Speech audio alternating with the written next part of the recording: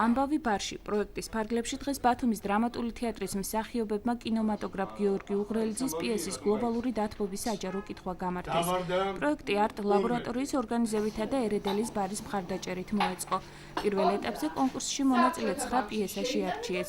მეორე ეტაპი პიესების კითხვას ეთმობა, მესამე ეტაპზე კი გამარჯვებულ დრამატურგებს გამოავლენენ. პროექტში პროფესიონალ მსახიობებთან ერთად მსურველებიც მონაწილეობენ. პროექტი აგვისტოს ბოლოს დასრულდება.